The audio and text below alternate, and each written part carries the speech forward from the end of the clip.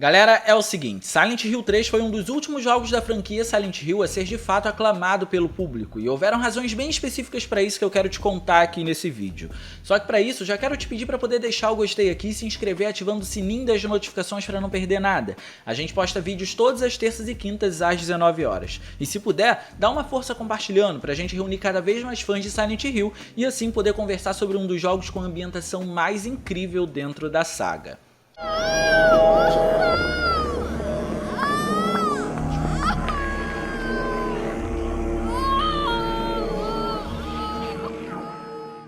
O terceiro título da série foi taxado por muitos como nada inovador e pouco criativo em alguns pontos específicos, e particularmente acho que dizer isso é uma análise muito superficial e esse jogo merece muito mais.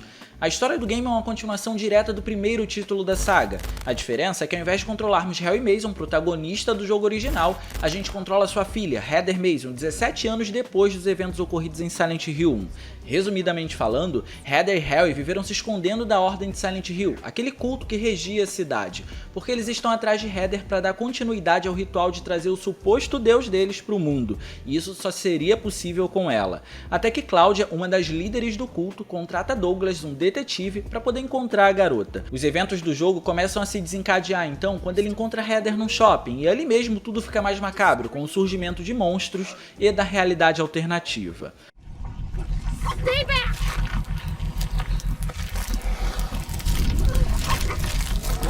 Get the hell away from me!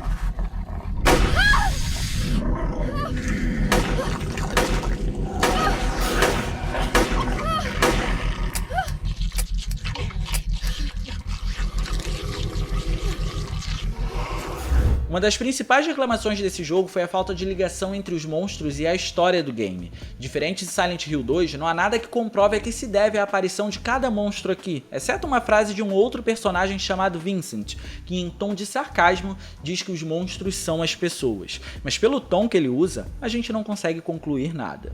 Snuff out their lives. Are you talking about the monsters? Monsters? They look like monsters to you? Oh no. Don't worry. It's just a joke. Mesmo assim, os monstros desse jogo são muito característicos de acordo com todo o contexto da narrativa e pode deixar muito bem a critério da interpretação do jogador para induzir a origem deles, o que é uma qualidade fortíssima de toda a saga, usar a subjetividade dos fatos para o jogador entender a sua maneira. E existem diversas formas de interpretar a aparição desses inimigos. Podemos associar a processos da juventude feminina, já que Heather é uma jovem, ao desenvolvimento e nascimento do suposto deus apresentado na franquia, ou então usar essas e outras temáticas juntas e individualizar cada monstro na associação com elas. Enfim, Silent Hill 3 é mais subjetivo do que literal nesse ponto, quando comparado com outros jogos da franquia. E honestamente, levando isso em consideração, não acredito que ele deva ser subestimado.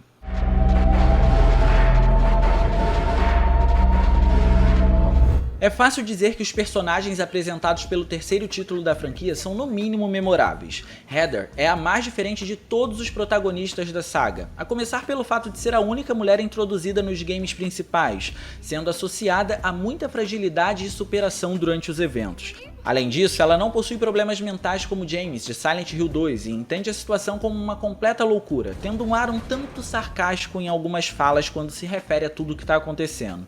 E como toda adolescente, só compreende a gravidade das coisas quando um evento trágico acontece, e isso muda o rumo de toda a trama.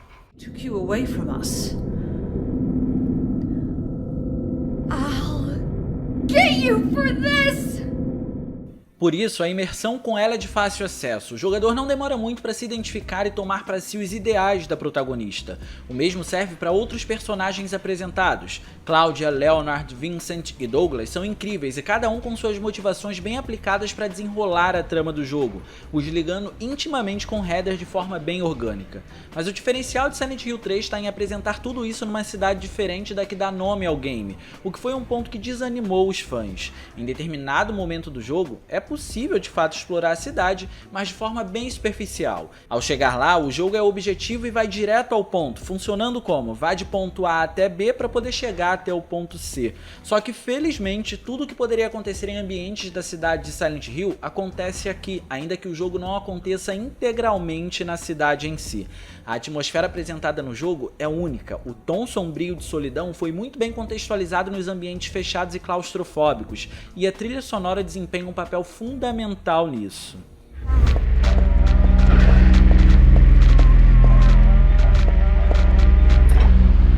Um ponto que merece ser mencionado é a forma orgânica como todos os ambientes são ligados. Ao sair do shopping para os metrôs, a transição é coerente e muito natural, facilitando a imersão dessa forma. Mas o jogo começa a ficar realmente tenso é quando a realidade alternativa começa a aparecer. Não é segredo para ninguém que a realidade alternativa é a pior versão de Silent Hill, né? Os inimigos começam a aparecer com muito mais frequência, ficam mais fortes e os ambientes, além de sujos, são muito mais sombrios e macabros. A representação de coisas ruins nesses ambientes é literal em Silent Hill 3, e isso me deixa um tanto tenso quando jogo ele até hoje. É fácil encontrar isso nos cenários, nas molduras que ficam estranhamente estampadas nas paredes e até nos próprios inimigos. Quando entramos nessa realidade, sentimos a atmosfera mudar automaticamente de um sentimento ruim para algo pior ainda, e com o passar do tempo, essa realidade alternativa vai ficando ainda mais perigosa, e isso fica muito nítido. É como se uma força estivesse crescendo no lugar, o que se contextualiza automaticamente com tudo que está acontecendo na história do game.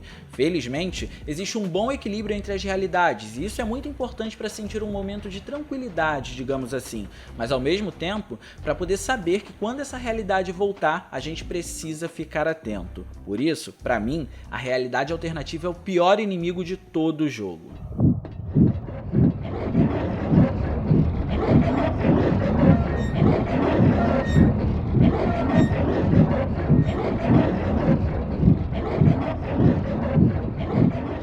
Para poder transitar nas realidades existe o esquema de exploração que é clássico da franquia. Encontramos enigmas que são criativos e de dificuldade variada, já que antes de iniciar o game você pode escolher o nível de dificuldade deles em separado da gameplay.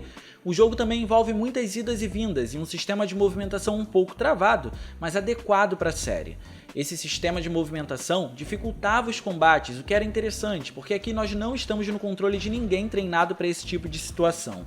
Sendo assim, o único problema apresentado na jogabilidade de fato foi a câmera, que poderia ser melhor e atrapalha mais do que ajuda. Mas para poder completar a cereja do bolo, Silent Hill 3 trouxe gráficos exuberantes para a época, sendo um jogo que envelheceu muito bem até para os padrões de hoje em dia, apresentando elementos que o PS2 tinha dificuldade em trazer para os visuais, o que impressionou muito.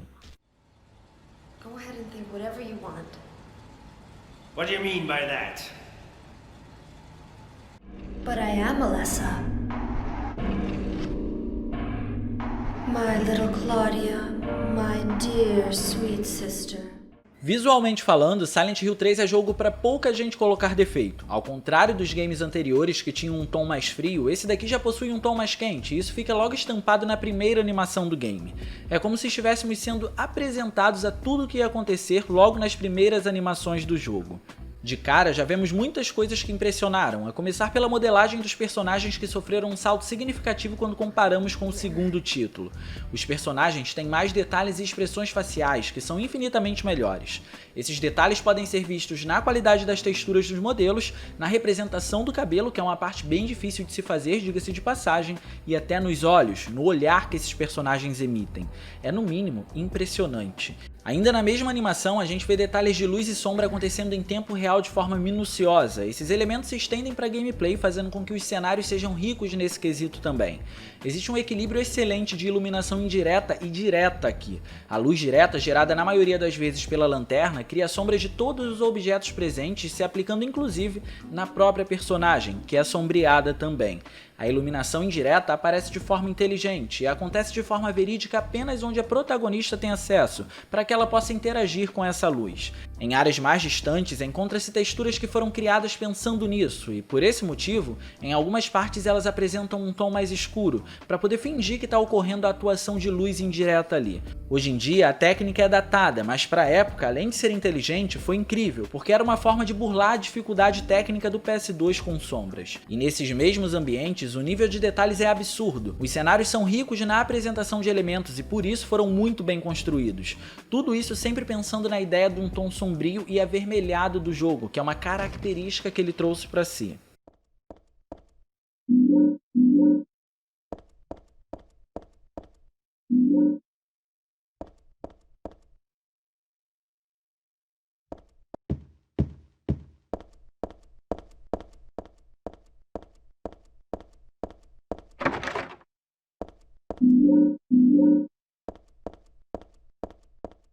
Um elemento pouco presente, mas que continua sendo incrível, é a névoa da cidade de Silent Hill. Pouco tempo se passa lá, mas mesmo assim a névoa volumétrica, além de ser realista, cumpre muito bem seu papel para poder obstruir a visão do personagem. Esse feito também acontece na realidade alternativa, mas de uma forma diferente. Os cenários têm muita profundidade por conta do excelente trabalho na iluminação, e para poder limitar a visão do jogador, existe um breu pelos corredores, que atua como se fosse uma névoa, e você pouco consegue ver na sua frente. Todo esse cuidado nos visuais faz a gente entender como o mundo alternativo é igual, mas ao mesmo tempo diferente do mundo normal. A habilidade criativa foi tanta que é impossível a gente dizer que estamos explorando o mesmo local quando a realidade alternativa entra, ainda que seja o mesmo local de fato. E na hora de se movimentar por esses mundos, seja a realidade alternativa ou a realidade normal, a física contribui positivamente, apresentando inércia na personagem e impacto no uso das armas, principalmente as armas de mão, que em sua maioria podem desferir ataques fortes e fracos, de acordo com a intensidade que se aperta o botão do controle. Por fim, é importante mencionar as animações também, que são destaque aqui. Além de serem muito enigmáticas, visualmente falando, elas impressionam, não só por todos esses motivos que eu já mencionei, como a iluminação ou a qualidade das texturas e dos modelos, mas também porque todas aqui acontecem em tempo real, diferente dos antecessores que em alguns momentos usavam CG também. E fazendo uso disso, o jogo tem uma direção de cenas muito melhor. O trabalho não chega a ser cinematográfico, mas é interessante ver como o jogo evoluiu até aqui quando a gente compara com o primeiro game, por exemplo. Sorry. I didn't mean to offend you. No offense taken. E galera, com isso a gente chega ao fim de mais um vídeo, podendo concluir que Silent Hill 3 levou sem sombra de dúvidas o console da Sony PlayStation 2 ao limite, principalmente na hora que ele aborda as limitações apresentadas, como por exemplo os efeitos de iluminação. O que vocês acham de Silent Hill 3? Pra mim é um dos melhores títulos de toda a franquia. Mas no mais, eu espero que vocês tenham gostado desse vídeo. Se vocês gostaram, não se esqueçam de clicar no gostei, porque isso é importante pra caramba, de quebra você faz a boa ação do dia, e também se inscreve no canal ativando o sininho das notificações, porque são vídeos todas as terças e quintas às 19 horas, e ativando o sininho você não vai perder esses vídeos, beleza? Minhas redes sociais vão estar aparecendo aí, se vocês quiserem me seguir para trocar uma ideia ou então acompanhar as lives que volta e meia eu tô fazendo por lá, sejam todos bem-vindos. Era isso, um grande abraço e a gente vai se ver na próxima.